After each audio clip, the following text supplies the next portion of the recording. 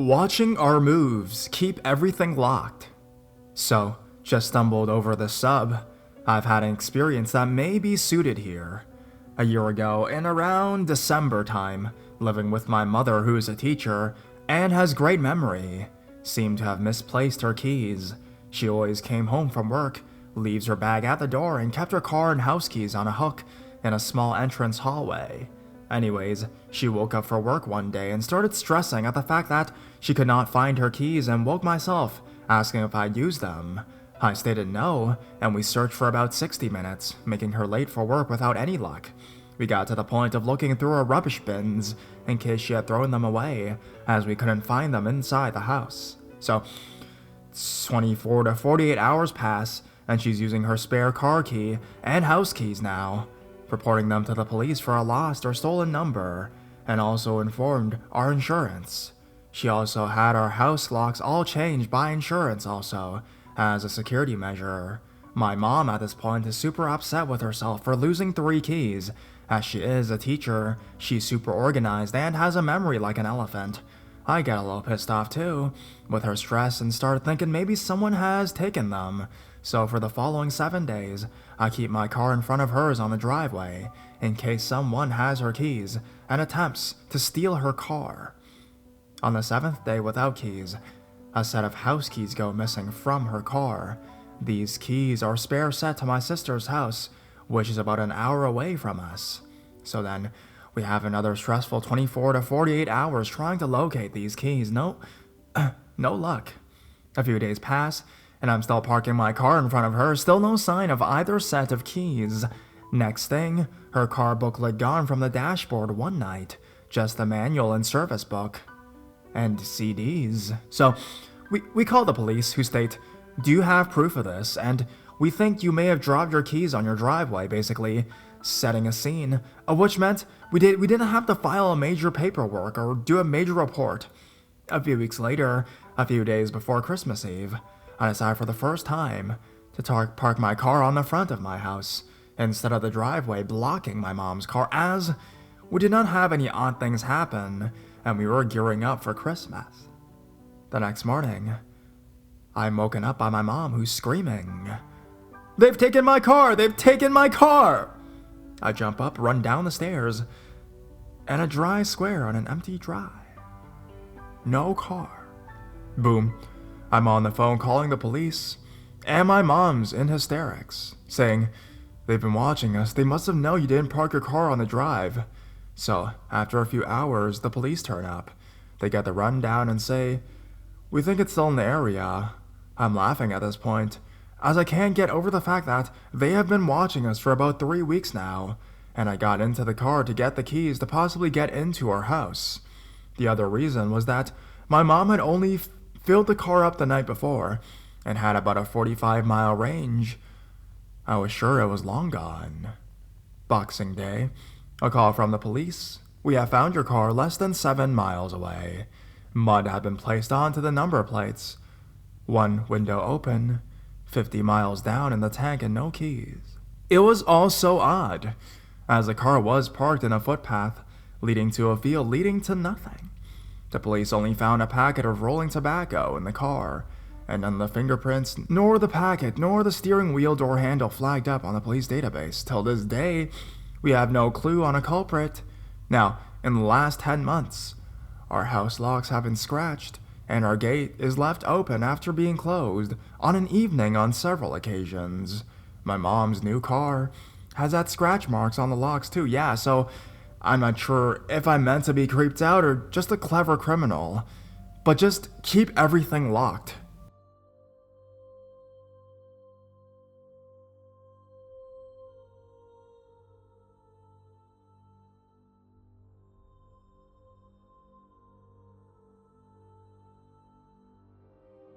Whitefish versus the cyclophobic. This story is more of a pursuit than a stalking, but it was bizarre and frightening all the same. The setting is the town of Canmore, which is basically Bath AB's blue-collar younger brother.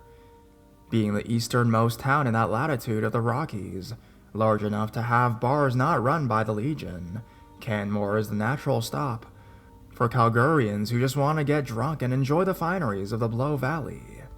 So it's around 5 years ago. I believe it is midwinter, December, perhaps. In any case, it's around 3 in the morning. I just finished closing the gastropub I work at, and now I'm happily riding my bike home to the outskirts of town. Definitely looking ridiculous, dressed in layers and layers of stretchy and warm and somewhat odd plastics. But that's the style in Canmore. So, looking a bit like RoboCop, I ride my bike past this group of 5 men. Social phobia aside, I am a large man, and so I'm not really concerned for my safety. The sidewalk is, of course, right next to my line of travel, and as I ride within 10 feet of them, I begin to be alarmed, because this one dude in particular is paying close attention to me and remarks, "Hey, look at this guy, he's on his bike." At that point, my face actually does that fear response. We inherited from monkeys that look like a smile but not a smile. The snow is rutted and is that type of snow road, which is very difficult to ride a bike on though. So I have to ride right past these people or slow severely. I am pretty terrified at being picked on by a group of drunken or drug-addled strangers in the middle of the night. As I get past them, I hear the original commenter say, "Let's get him." One of the other dudes who hadn't spoken earlier was a nice guy and said something along the lines of, "Dude, what are you doing?" But at that point, I was not having any more of it, so I sped up for a little bit, confident that I would escape despite the snow. After a couple 100 meters, I slowed to a more comfortable but still quick pace. After 3 or 4 blocks, I returned to my work is over pace. And that's when I heard from behind me a voice panting, "Fuck yeah, I'm gonna catch you." Well, you can't believe that I went immediately back to racing speed, then carried on to ride past my house and double back through alleyways and bike paths. I have no idea what he was doing chasing me, or what he wanted, but I can only assume, and I think quite reasonably, that I was in for an assault. If I had slowed down just a little too much, thinking he wasn't still behind me. I mean, I may be a large man, but I am a social phobic and a pacifist, and my only defense is to look like I could defend myself. I will never forget to look behind me before I stop running ever again. So, intoxicated, testosterone and cocaine-driven cyclophobics, let's stay strangers.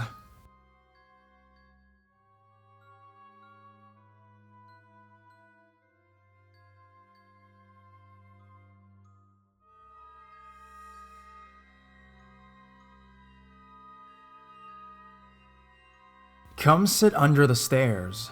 So this happened about December 2014, when I went home to Peru on Christmas vacation. There is an open-air mall there built in the cliffs, and at night the mall closes down, and there are 2 discotheques that I went to quite a few times before I left for school. One night, a bunch of my friends and I decided to go and have a good time. I was there with my boyfriend and my best friend. Both of us looked out of the ordinary, because we were both tall with light skin and long blonde hair, something exotic amongst the dark-haired girls who lived there. Anyways, it was late at night, almost 3 a.m., when I got overly drunk. I ended up leaving the club with my best friend and ditching my boyfriend to walk around the mall. There are some men who work there cleaning up and getting ready for the next day, but this was common in a city that rarely calmed down. We ended up towards the end of the mall, and we were both oblivious, even though we were taught to be aware of our surroundings and make sure we were never in a dangerous situation. We reached the end of the mall, and there were some large open staircases, and my best friend and I sat there, drunkenly talking. Then we both realized that we weren't alone, but figured it was my boyfriend who found us. It was actually a cleaning man, but we brushed it off. He came to us and told us that we could not sit there, it was closed off. We said we were sorry, and went to leave, and he said, "No, you can come sit under the stairs, and then my boss won't see you." So we stupidly followed him and sat with him under the stairs, went completely out of sight from anyone. He started asking us questions. "How old are you? Where are you from? Are you here alone?" It got to the point where my instincts finally kicked in, and I realized I shouldn't be there and tried to get out and leave. As I started to leave and grab my best friend to pull her out of there, he grabbed her arm and told her how beautiful she was, and how he never got to see white hair beauties. and he wanted us to stay a while. I noped the fuck out of there and grabbed my friend and ran to a place with people where I eventually found my boyfriend. I never told anyone because I realized how stupid I was and how dangerous it was. So, weirdo cleaner who wanted me to stay. Let's not meet again.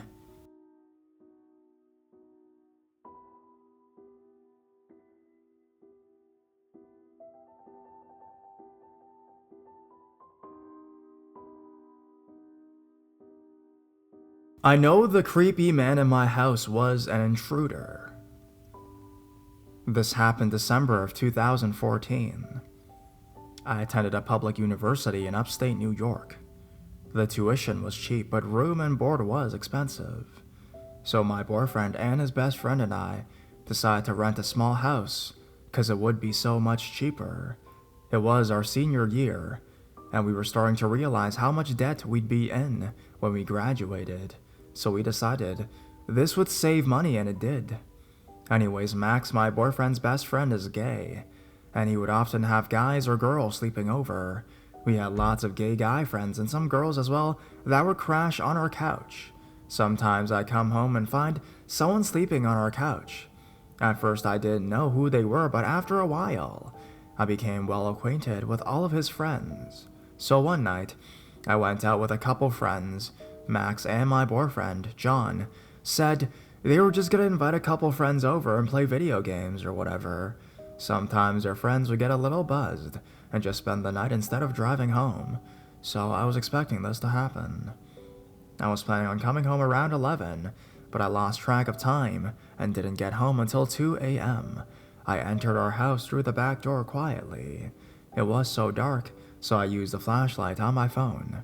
I walked into the kitchen, and as I turned the corner, I was startled to see a man standing in the corner eating some cookies I'd made. There was a nightlight in the kitchen. I jumped and then laughed at myself for getting scared. "Are you a friend of Max's?" There was a pause for maybe 10 seconds, then he finally answered, "Yeah." Oh, okay, I'm Emily, it's nice to meet you." He didn't answer, he didn't smile. He just stared back at me, as if I was some kind of alien. I grabbed my water bottle, smiled at him, then made my way into the living to go upstairs. He smiled at me, but it was a quick smile that lasted 3 seconds. His smile made my heart start racing, not in a good way. As I made my way into the living room, I noticed there weren't any blankets on the couch, which was odd, but I figured maybe he was sleeping in Max's room and just came down for a snack. I went upstairs and into the bathroom. As I got out, I saw the guy from downstairs entering Max's room and quietly shutting the door. I whispered goodnight. He looked up at me and smiled. This wasn't a nice smile. It sent shivers down my spine. His smile was wide, freakishly wide. He then stuck his tongue out and wiggled it really fast. As he closed the door, he double-locked the door, which made me feel uneasy. Everything about this guy creeped me out. The way he looked at me, like he wanted to eat me or something like that. How long and pointy his tongue was. How huge and black his eyes were. As silly as it sounds, part of me felt like he wasn't even human. That's how creepy he looked and acted. I'm always being told I worry too much, so I just let it go. The next morning, I woke up late, like 10 a.m. Max and John were watching TV when I went downstairs. "So how was your night?" I asked. "Meh, you didn't miss much," Max answered. Then I proceeded to tell him about my night. Then I said, "Yo, your friend scared me so bad when I came home last night, Max." "Which friend?" "I know, I never met him, and he didn't tell me his name, but he was creepy." Now both my boyfriend and Max shared a look, then looked at me like I was crazy. "Emily, what the hell are you talking about? You know all my friends." "Well, apparently not," I laughed. "He had long red hair and a beard, and I've never seen him before." The room went quiet for a while, and I started feeling very confused. "Max, he was in your room. How do you not know him?" Max started panicking. For some reason, I had a hard time understanding why this was a big deal. I told them what happened, and they explained to me that no one with that description was at the party, and they didn't know anyone that fit that description. I started freaking out as I realized that was an intruder. I talked to an intruder. I watched him walk into the room of my friend. I smiled at him and he smiled back. We called the police. I gave them a description of the guy, and we looked to see if anything was missing. Nothing was. The police checked the entire house to see where he may have entered. We have no idea. All the doors and windows were locked. Police never found him, and I never saw him again. Now, the police eventually suspected that it wasn't his first time in the house, based on how comfortable he was. Needless to say, I never felt comfortable in that house again. I refused to be left alone in the house, and I would check 3 to 5 times a day to make sure all the doors and windows were locked. I started losing sleep. I lost weight. My hair started to thin out, and I went from being a straight A student to getting B's and C's. So, we moved into a 2-bedroom apartment for our last semester. Now, I'm curious what this man wanted. What did he want? And more importantly, what did he do inside Max's room? The thing that bugs me the most, though, is that we have no idea how he got into our house. There's no way he got through the window, because it would be impossible for him to lock the window from the outside. The front door was double locked with a chain, so he could not have used that door. And the back door was double locked, which would be impossible to do from outside unless he had a key. That was the worst thing I've ever gone through. I feel like I should have known something was wrong. But I'm constantly freaking out over little things, so I just pushed my feelings aside. Anyways, I never want to meet that guy again.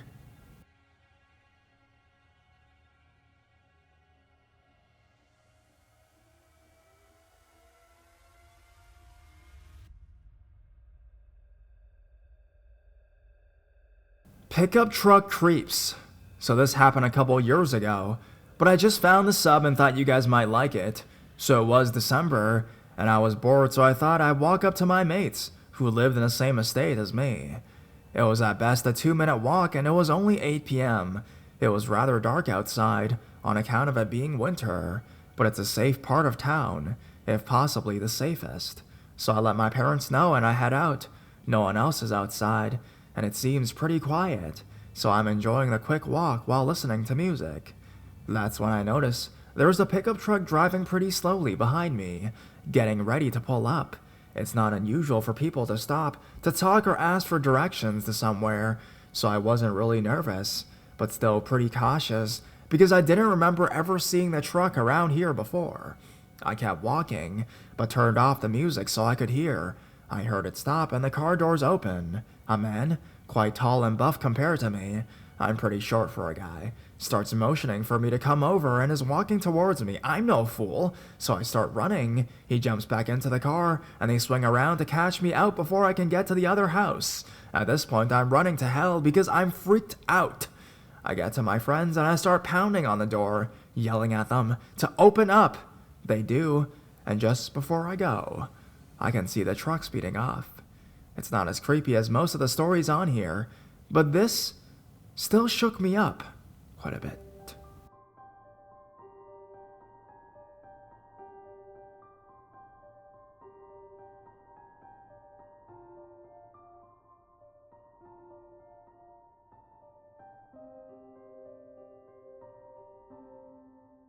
Man, this guy ruined shooting stars for me. This is really long, but I don't know, I think it's worth the read, so you decide. It is Saturday night. I'm wearing a floral dress and my hair is tousled to perfection. My lips stained a crimson red, bound to make him eat his heart out across the dinner table. A car approaches my house, and a handsome 22-year-old dude steps out and opens the passenger side door for me. I smile, he smiles. I get in the car and soon, we are on our way for some noodles. Cue black-eyed peas. I got a feeling. So we get our food. We make first date talk, yada yada yada. I do this all the time, except this dude is cooler than most, and the conversation is pretty free-flowing and involved. Seems to me like we're really vibing. After the check is paid, and the leftover is all loaded up in the carry-out boxes, he takes my hand on our way back to the car, and casually asks if I'd like to continue the night at his place. I agree, and once again we are on our way. Now I must express to you just how normal and cool this dude seemed thus far. pretty great. I was kinda stoked about how well we were getting along, and schoolgirl giddy all the way he held my hand. This, of course, was before I knew about the shooting stars. We arrived at his place and gathered on the balcony for a smoke. And suddenly, it's as if someone flipped some kind of manic switch. This guy was pointing all over the sky, screaming about these shooting stars that were in the sky. I'm just like, dude, you're tripping. So he proceeds to grab my shoulders and spin me around forcefully so that I'm facing the trees, parallel to the balcony. All the while feverishly pointing and screaming, there, do you see it? I'm about 3 jerks away from shaken baby syndrome, so I just go, yeah, I see it, motherfucker, motherfucking shooting stars. He lets me go and heaves his cartoonish sigh of relief and says more to himself than to me. Thank God you saw it. I can't believe you almost missed it. So that was weird as fuck, but I try my best to brush it off as we go back inside. And I mean, things are okay, I guess. I'm almost completely turned off by our weird imaginary astronomy lesson, but I'm doing my best to remain collected. That's a little beat of a feat though, let me tell you. As this guy's eyes were becoming crazier by the second. I wanted out so bad, but in a stroke of genius, I had agreed to him picking me up for the date, so he is my ride home. Okay, so what, Indigo? Just make up an excuse about plans in the morning and ask politely for him to drive you home. I go over and over in my head trying to find the wording that sounds at least like, you're seriously creeping me out, so I think it's time I go now? At this point, he had disappeared for a bit, and when he returned, I was all ready to flash a smile and make my way out. I opened my mouth and began my well-thought-out speech when I noticed the handle of vodka in his hand. Oh, fuck. Clearly, he had not decided to wait for me to begin imbibing in spirits and was already quite inebriated. Plan A was a no-go. I decided to wait out the storm by limiting his alcohol consumption as much as possible and abstaining entirely myself. The minutes crawled by slowly. Finally, the rays of dawn began to break through the blinds, and I was so ready to go home and to hold my rabbit. Seemed like this ordeal was just about over, right? As we drive to my house, he says, everyone thinks I'm crazy, but I know I'm not. And I debate even responding, but I decided to ask, who is everyone? Then I shit you not, the following comes out of his mouth. I can hear them in the car most of the time. They say the same stuff around here that they say in San Francisco, always talking. Like that one time when I was locked in a car for a week, and I was raped in the ass with a sword, and then a sword was shoved down my throat too. I am flabbergasted. I am frightened. I am feeling very unsafe. I managed to choke out something along the lines of, dude, maybe you should see a doctor about that stuff? Clearly, he has heard this before, and he has a whole spiel prepped and they're ready to fire his bullets of insanity at me. You see? That's what I mean. I've already been to the hospital 2 times and had doctor diagnose this and that and prescribe everything under the sun, but I knew I was just an observer of truth, and that's what people will never understand. And my mom was there and she was crying, and I went over to comfort her and reassure her that I would keep her safe from the things that they say. Then he smiles at me. We arrive at the house. Well, you have a nice day. And then I very calmly exit the car and walked into my house. I kind of looked around in shock, sort of astounded that I made it out of that situation with all of my skin. I walk over and sit on the couch and just kind of stare straight ahead until my roommate comes downstairs and asks me what's up. The dam of all dams breaks, and I nearly flood my house with tears and break all the windows with my shrill, hysterical scream, explaining of the last 12 hours that happened to me. She consoles me as well as scolds me for not calling her when shit got weird initially. That she made me bacon and I felt much more centered. Mental illness is not a joke.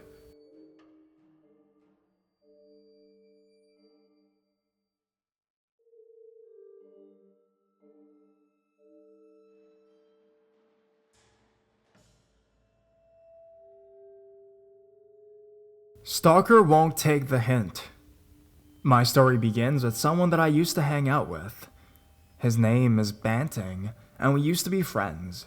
We used to meet up for a drink in the pub that lives near my house, meet up for lunch and just talk about people that we know, gossip. My boyfriend always said he acted quite weird, and in time, I noticed why he was saying that. He always seemed to stare at me and everyone else. One day we were talking about the fact that James doesn't like him.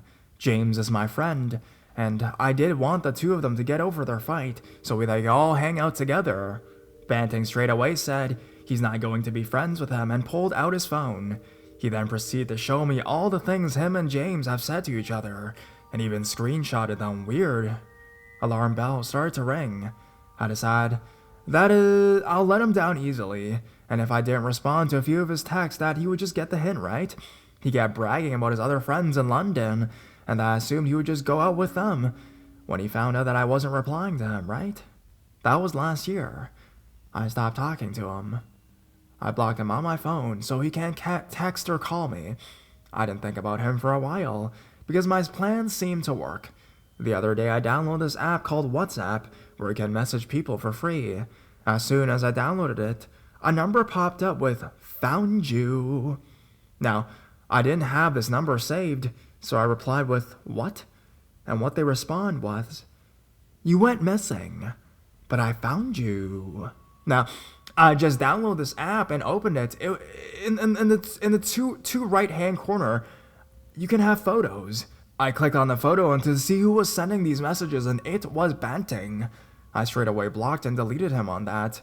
I remembered I had him on Snapchat and I blocked and deleted him on that too.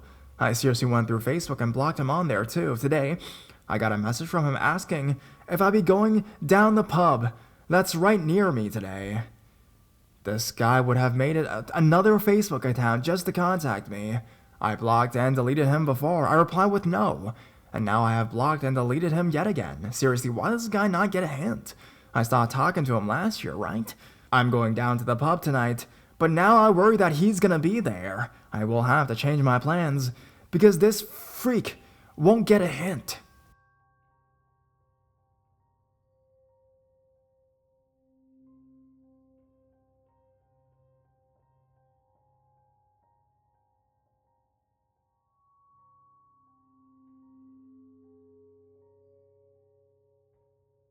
Creepy man on the bus. Setting: December 2010, Glasgow, Scotland, UK. I am female and I was 20 years old at the time. I work part-time in an Argo shop in Glasgow city centre, and I always took the bus. I live in a suburb of Glasgow called Ridley at the time, and was traveling to work a 25-minute journey away, sometimes quicker if there was less traffic. So I got on my bus just before lunchtime as usual, and walked up to the top deck and found a seat. There were only 2 other people on the top deck, so it was great. About 5 minutes into the journey, someone gets on the bus and comes up to the top deck as well. However, he comes and sits right next to me. I found this very odd, as there were plenty of seats everywhere else. I always listened to my iPod when I went out, so I just looked out the window away from him and watched the world go by. Suddenly, I felt a weight on my right leg. The man had crossed his legs, so his right foot was resting on my right leg. Odd had turned into weird. I shuffled my leg closer to the window, but he moved his foot so it was still resting on me. Finally, I turned around to face him, but I noticed that he had no shoes on. Weird had turned to creepy, and internally I was thinking, ew, smelly sock man is resting on his foot on me. But I couldn't verbally form words to tell him off. I shuffled my legs until I couldn't move anymore, yet his foot remained against my calf muscle. The bus route went through another suburb, so I formed a last-minute plan. I worked out that if I got off the bus early, I would be able to get another bus that would still get me to work on time. I also had a chance to grab some lunch from the local shops as well, so I stood up and asked the guy to excuse me so I could get past him to go downstairs. As I stepped off of the bus, I realized that I was probably being paranoid. When I turned around, he had followed me. I kept walking along the path, then slowed down to see if he would walk past me. Thankfully, he did, so I stayed still until he walked a bit further up the path. I crossed the road to the other path, and he crossed as well. He then started to walk down a road that led off the main street. I waited at the corner pretending to check my iPod, trying to convince myself that he was just heading home or something like that. I continued along the main street when he turned 180 degrees and started walking quickly towards me. I walked faster and ducked into a food shop. I looked out at the street and saw the man walk by, glaring at me through the window. That sent a shudder down my spine. Once he disappeared from sight, I ordered some food and prepared myself to go outside again. My main concern was that he was waiting out of view, waiting to mug me. I walked outside and scanned the street. I didn't see him, but I did see the bus that I need to get to. Filled with adrenaline, I sprinted across the road and disregarding any traffic that was approaching and made it to the bus stop. I got on the bus and sat in numb silence for the rest of the journey. I kept expecting to see the man catch up and get on the bus, but nothing happened. Surprisingly, I made it to work on time, but as I sat in the staff room, the adrenaline wore off and I broke down. After telling the managers what happened, they were going to call the police, but I convinced them it would be useless, as there was probably no CCTV footage or anything like that. For a long time afterwards, I was very nervous about going on buses, but I learned to sit on aisle seats, so I can't control who can sit next to me.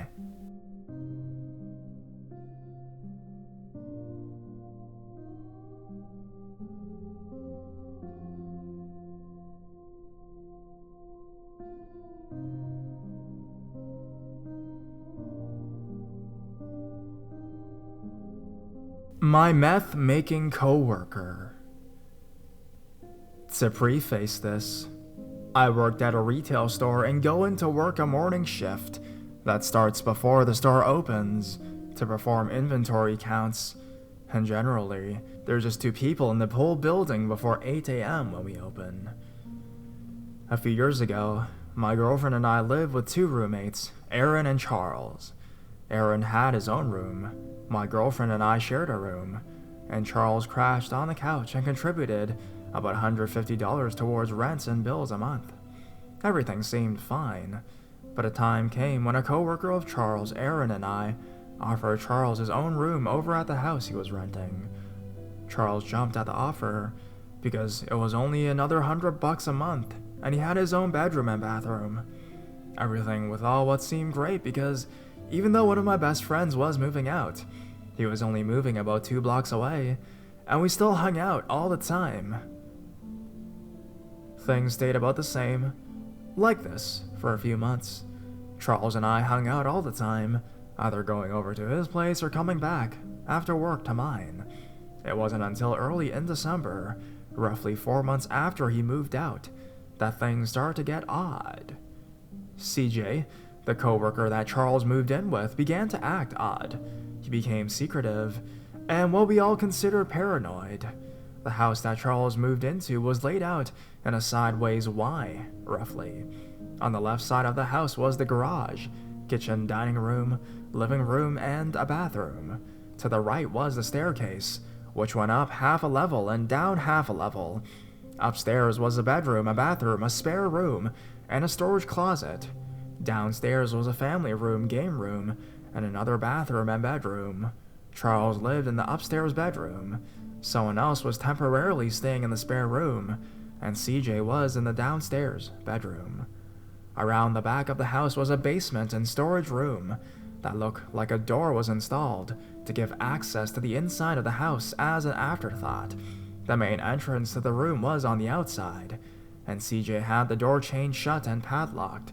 He also laid out very crinkly tarps and covered them in dead leaves. The way the extra door was added on to the room, the only other entrance and exit to it, led to the bedroom CJ had decided to take.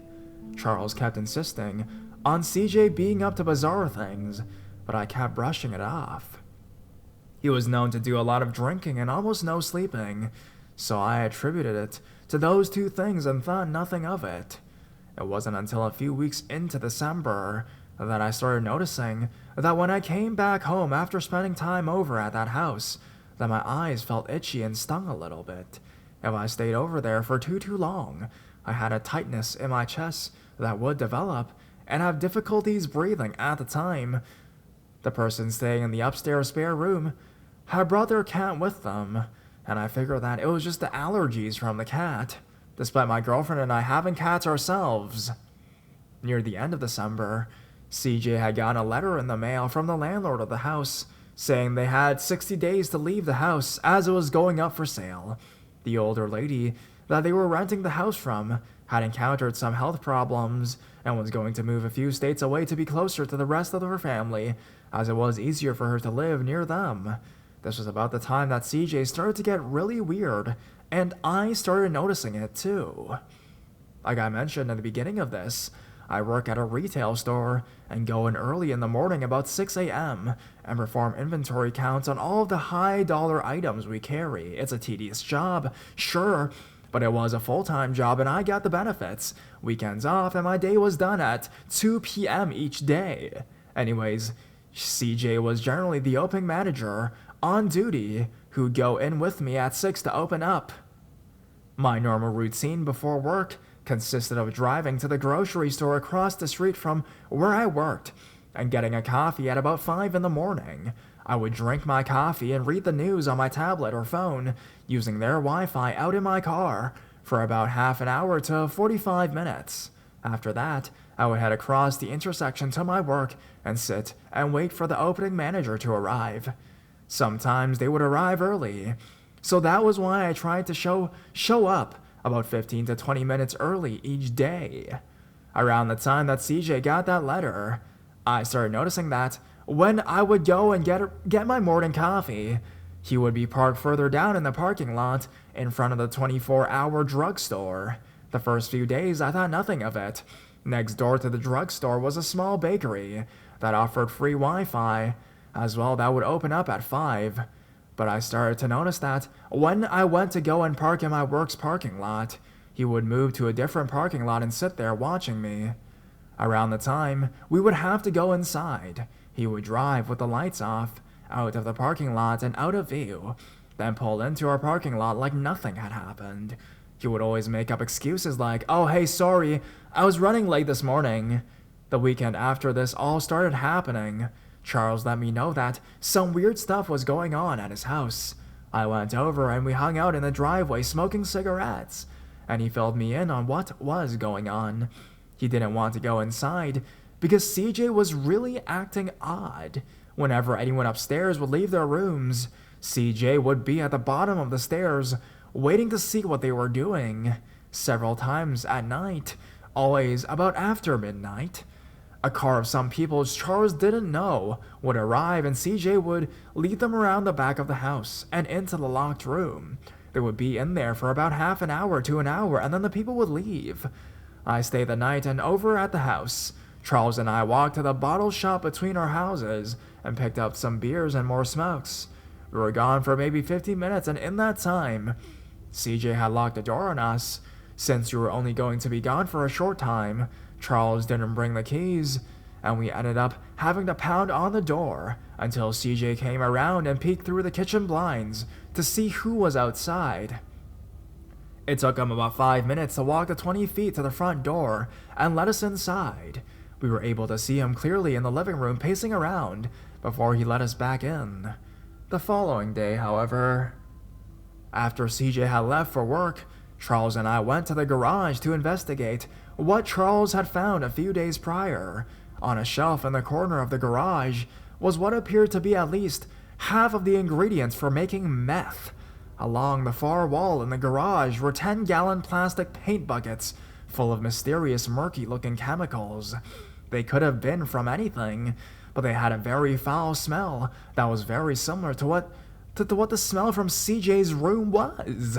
There were 2 48-pack flats of heat, which where I'm at is only available to auto shops and not a normal consumer. Buried underneath a bunch of clutter was a box full of garbage. The clutter around that specific area looked like it was recently disturbed, and we found a wad of coffee filters that were stained red and smelled like burnt matches. After investigating the garage, we looked into CJ's room and found a lot of empty cold medication boxes. CJ, it seemed, was buying a lot of cold medication. When I say a lot, I mean 4 to 8 boxes a day. He, from what Charles could gather, would go to at least 3 grocery stores and drugstores a day and purchase cold medication. He had a system where he would hit up the same 2 stores every day and alternate the third. The first 2 never carded for medication, but the others would. I helped Charles move back into my apartment that same day. Charles left an envelope with the last bit of rent and bills he owed for the following 2 months, plus a little extra for a dump run. We scrubbed and scoured his room to make sure everything looked fine, so there wouldn't be any complaints from CJ. This is when things got really scary. This was when we started noticing the white vans. We first noticed we were getting followed by white vans when we saw vans with businesses printed on the side that didn't exist circle our block. We would be outside smoking when we would see the van go by. It would pass by about 5 minutes later, and again after that. This would go on for quite a while. One day we left the apartment and noticed a white van near the bottle shop parked in the small parking lot. As we went down the road, we saw another one pull down a side road and sit near the bottom of the hill. Near the on-ramp for the highway was a small park, and in the parking lot was another white van. This was also the same time that CJ would circle our block for hours. When he wasn't at work, CJ had begun to stalk my girlfriend, Erin, Charles, and me. Some days, we would come home from the store, and there would be red paint smeared on our door, and we would see CJ's blue car turn the corner and disappear. Some nights, we would go outside for a cigarette and find CJ's car sitting across the street in an unlit portion of a different apartment's parking lot with him inside watching us. We would find him randomly in town where we were going shopping, or times we would head over to another one of our buddies' houses in the middle of the boonies. He would find us and drive up and down the road all night. We ended up calling the cops a few times, but he was always gone by the time they showed up. We called and had the cops do a welfare check on him because he was getting more and more agitated at work. His eyes were puffy, and he always had dark circles under his eyes. This was about the time that CJ got really mad at Charles. CJ was demanding that because Charles left early, even though he paid for the last bit of rent and bills, that he owed even more money to him for various expenses. When Charles refused to pay them, CJ began threatening Charles. He would let slip the fact that he owned an unlicensed firearm among his large collection of firearms. He would then later mention how he was planning to break Charles's legs. Now this went on for 2 weeks. Everywhere we went, CJ would be there. Anytime Charles or I would leave our apartment, CJ would follow us. He would go into my girlfriend's work and try to bully her into getting free food. On several occasions, we would find evidence of forced entry on Charles' car, but nothing would be missing. His glove box and center console would be rooted through, though. Erin thought my girlfriend Charles and I were full of shit until the day Charles was giving him a ride home and CJ attempted to run them off the road. Charles, Erin, and I all ended up filing notices with management at work and ended up getting CJ fired. We were pretty sure he knew exactly who placed the complaints, despite about 4 or 5 other people who placed them as well. We were followed for weeks after that. We would come home and find scratches and various things smeared on our door. By the time he had to leave the house he was renting, he was gone and we didn't see him anymore. He ended up moving to a different state for a few years. Recently, though, he moved back to town. Luckily, we don't live in the same apartment anymore. CJ works at a gas station not too far from where we live, maybe a 10-minute walk. And one morning, I stopped in on my way to work to get a pack of smokes before work. I didn't know he worked there at the time. And when he saw me, I felt obligated to not turn around and leave. I got my cigarettes and he carded me, despite knowing how old I am, and studied my ID for a rather long time. My guess was he was trying to see where I was living. Luckily, I hadn't updated my license with my new address since moving, and that was a few months ago. He hadn't found Charles's new apartment, or the apartment where Erin, my girlfriend, and I moved into.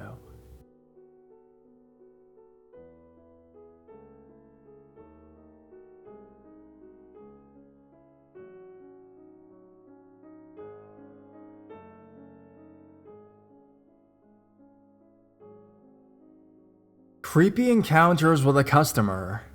This little series of encounters all started about a month ago. I'm a 26-year-old woman who worked at a gas station in a very small rural town, located at the intersection of two major highways in southeast Pennsylvania. This particular convenience store chain isn't a 24 hours a day type and closes at midnight. So, about a month ago, I believe it's the 5th or 6th of December, and it's around 10:30 at night. I'm going around replacing the trash bags in the several containers inside and outside the store, and after finishing up, I'm throwing the used bags in the dumpster off the side of the store, when I notice somebody walk up from the local park, which is behind the store. I don't think anything of it and head back inside. After about 10 minutes or so, I'm preparing to mop the floor when the door chimes goes off. I head on back to the register as a regular customer of mine comes in to buy his usual stuff. After talking for several minutes, he leaves, and I head on outside to grab the box of trash bags that I just remembered I left out by one of the trash containers near the pumps. As he drives away, I look towards where he exited the lot to see the person from earlier who was walking up from the park standing behind the business next door. A power rental place looking down at a sewer pipe that was out of sight from my angle. He eventually walked down towards it and crouched down out of my sight. I head back inside, and the rest of the night goes by uneventfully. I close up just a bit after midnight and head home. Several days later, I'm outside on my break, sitting on top of the large metal trash container, eating some pretzels and sipping on tea, and watching on in amusement as a couple next door at the car wash are struggling to work the self-service vacuuming machine. I accidentally drop my phone and jump down to pick it up when to my right, coming from behind the car wash, I saw the person from the other night, dressed in the same all-black outfit. I watched as he proceeded to walk towards the couples before stopping for a few seconds and walking away towards the business next to the car wash and out of my sight. I decided to stay outside until the couple left, which they eventually did. I head on back inside the store, and the night once again finishes up without incident, and I leave. Now, the very next night, I'd just gone down with mopping when the regular of mine comes in to pay for gas. As he's out of the store, I watch as he leaves the lot and proceeds down the highway. I get back to working and after a little while, decide to step outside and finish eating a sandwich that I bought earlier, so I go to my usual spot and sit atop the garbage container. I'm looking towards the highway as several trucks drive by and begin to think about my dad, who used to be a truck driver. I got caught up in some old memories. When I see somebody walking up the highway, wouldn't you know it? It's the same person that I saw those 2 other nights. I watched on with curiosity as he walked behind a building across from the rental place, which used to be a school many years ago. I wonder what he's up to, but of course, I can't play the role of Scooby-Doo while on break, and without my trusty gang, I'd be all alone, which is a big no-no, so I finish up my sandwich and head back inside. I was caught off guard by the sound of the door chime while cleaning the restroom about a half hour later. I got up, nearly slipping as I stumbled out of the restroom in a manner that would have made me look like I was exiting an ice rink and nearly slipped on the ice. I brushed myself off and looked around, but didn't see the person who came inside. So I walked up to the register and waited. No one was inside the store. Funny. It must have been my imagination. So I went back into the restroom to finish up cleaning when I heard the chime again. I hurriedly got up, this time not performing an involuntarily figure-skating move, and walked out and onto the sales floor. I was immediately greeted by the eye, yes, only one eye of a customer, who was standing not more than 5 feet in front of me. I recognized immediately him as the person I saw walking behind the whole school. We exchanged looks. I tried to look cheerful and welcoming, but he gave me a cold, uninterested look in return. He was about my height, 5'7". He was wearing all black, a hoodie, slim-fit pants that looked like yoga pants, and had this rather long-looking hairdo for a guy that had bangs that covered one of his eyes. Your stereotypical emo-looking hair. Other than the dark outfit, I noticed that the eye that wasn't covered with this hair was actually very strikingly blue. I'd go as far to say that it was quite beautiful. I was speechless for a moment, but greeted him. He didn't return my greeting, though, and proceeded into the restroom. I walked up to the register, awestruck.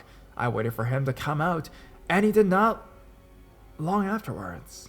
He made his way towards the door and left without looking at me, and I watched as he crossed the highway and proceeded down towards the intersection of highways. 2 days later, I got to work that evening a bit earlier than usual, and decided to stop by the local grocery for a couple things.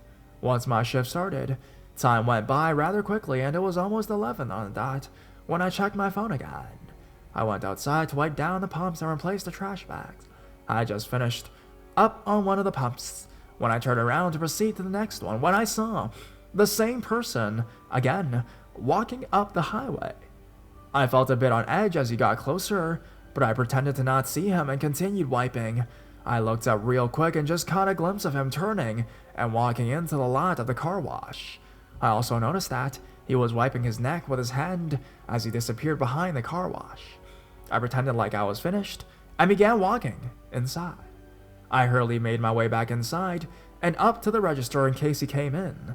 I waited and looked outside when he finally came walking through the lot, but didn't seem to be coming inside. Instead, he suddenly stopped moving and slowly looked around before looking up towards the sky. It was just by a stroke of luck, or maybe not, that I noticed a cut on his neck and a large red smear of blood. At first, I was worried that he may have been injured and thought about asking if he was alright, but I stood there, unsure of what to do. Then, I shit you not, I watched as he put his thumb knuckle on his neck, wiped the area his cut was, looked down at his knuckle, then put it in his mouth. I watched in disgust as he then proceeded to walk off towards the rental place. I stood there shocked and disgusted for what must have been at least 10 minutes.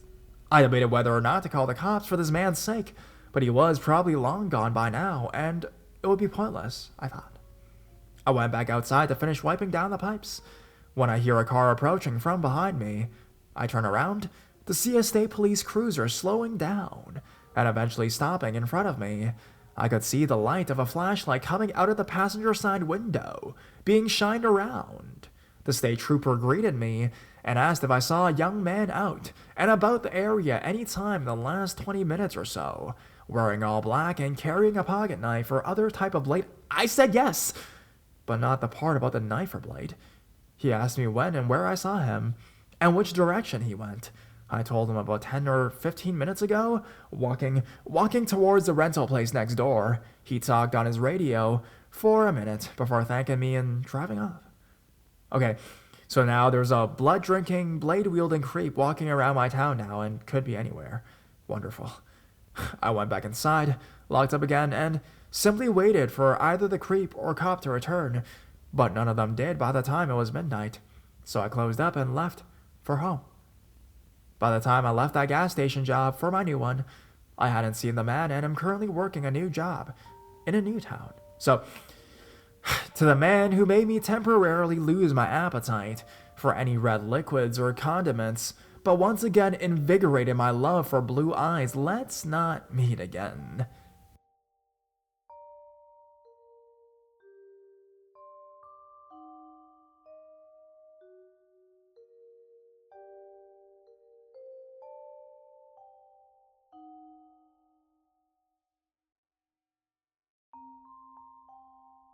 The cause.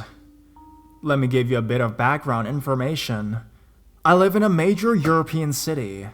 In quick succession, in the span of one day, December 30th, I lost my job, lost a significant amount of money in an investment, and then took a phone call from the love of my life. He told me that it wasn't me, but her. Boom. In 5 hours, my life as I knew it completely imploded, became completely different. So I did what any angry male would do in this circumstance. I phoned a few friends, they listened while I ranted and raved, and then I took myself to the local drinking establishment, where over 6 hours I slowly and carefully drank copious amounts of Guinness, 10 pints to be exact. I walked, more like staggered home, and collapsed onto my couch. Next day, New Year's Eve, I managed to begin the process of reconstruction, and after a few days alone began to think about the future. Then the phone calls began. Now, I am a very careful and private individual who has a few close friends, my immediate family, and that is it. The first few phone calls, always between the hours of 11 p.m. to 3 a.m., had just silence on the other end. Initially, I thought it was my ex-girlfriend trying to contact me, but that was soon proved wrong, and I knew none of my friends would do this. Then the calls moved to the heavy breathing type call. It got to the point that I would just listen and put the phone down after. Now, if you're asking why I kept answering the phone, the fact is my mother is quite ill, and I always thought when the phone went off late at night that it was that call. I calmly went through all the people I had pissed off throughout the years and couldn't think of anyone so petty. Eventually, the phone calls escalated to a voice low and gruff, but strained, like someone younger with a higher voice trying their best to be scary, saying the usual, "I know where you live, I'll come to you and stand in your bedroom looking at you while you sleep, etc., etc." It seemed as if the perv was regurgitating all the famous lines and scenarios from every Killer in the House serial killer movie ever. I spoke to the local police station, and their answer was that unless the perv does anything, they can't really do anything about it. One day, I came home and picked up the mail, usual bills, junk mail, in a closed white envelope with no stamp. Ripping that open first, there was nothing inside. I was already angry. The job hunting was not going well at all. And just as I was going to bed, the phone rang. It was 2:34 a.m. "Did you get my message in the mail? I know I told you where you lived," and I just cut the perv off and explained very calmly, "Listen, you little fucker. If you don't stop this, I'm gonna hunt you down and murder your ass. I'm gonna capture, torture, and kill your family, then your friends, then your friends' friends. Then I'm gonna kill all your pets, destroy everything you love and hold dear. Then, and only then, when you can't take it anymore, I'm gonna go to work on you. Needles on your fingernails, razors in your genitals, local anesthetics administrated, so you can watch as I cut off your hands and feet, and then I'll leave you tied up in a tree deep in the fucking forest to either die or be found by some poor soul walking their dog. So your call, fucker." There was silence on the other end of the phone. "Think about what I just said and have a good night." It has been 20 months since that call, and I've had no phone call since. But if they start again, my creepy little friend, let's do meet. And I have nothing much to live for, and I've been adding to my toolbox.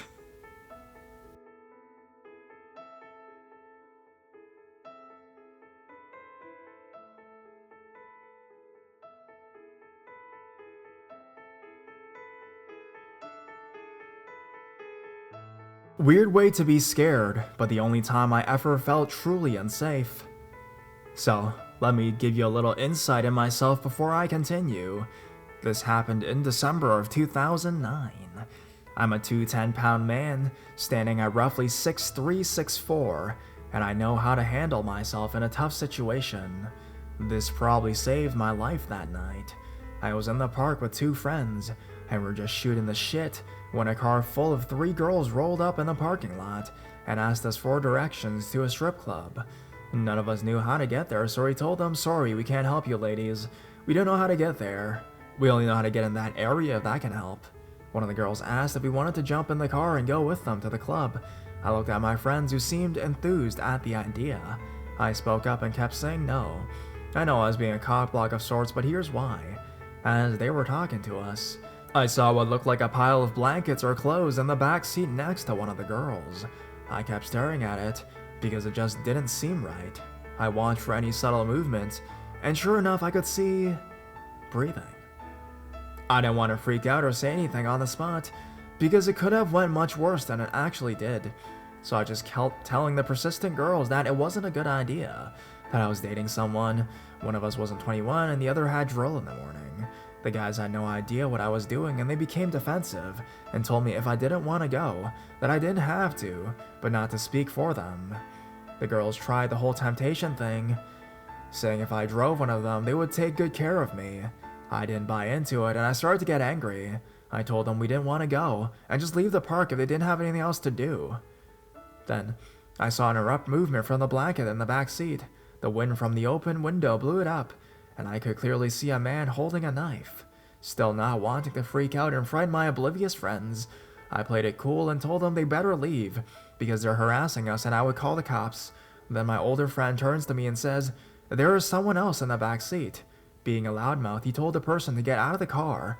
The girl sped off and the guy in the car leaned out the windows and screamed at us and called us fucking faggots and pussies. We grabbed our younger friend and told him to get in my car and let's leave. They saw us leaving and followed us a mile down the road until I turned down a few confusing side streets and lost them.